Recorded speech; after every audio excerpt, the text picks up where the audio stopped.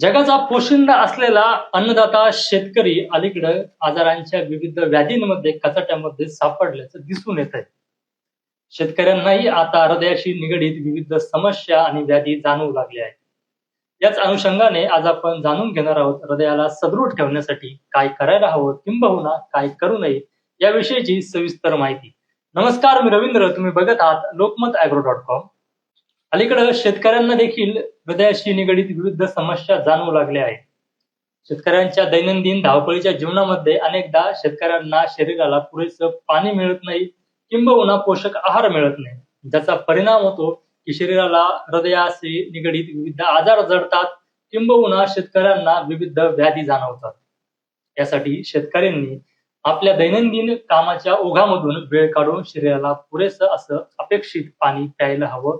त्यासोबतच सकस असा पोषक आहार देखील आपण घ्यायला हवा.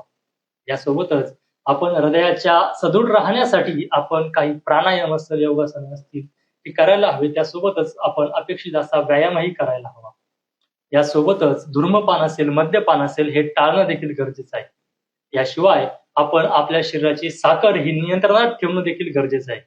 या सगळ्या गोष्टी जर आपण पाळल्या, किंबहुना काही गोष्टी टाळल्या, तर आपल्या हृदय हे सदृढ राहील आणि हृदयाशी निगडीत विविध समस्या कधीही शेतकरी परिवाराला जाणवणार नाही, किंबहुना त्यांचं प्रमाण कमी होईल. अशाच नवनवीन व्हिडिओसाठी लोकमत ॲग्रोला आजच फॉलो करा. धन्यवाद.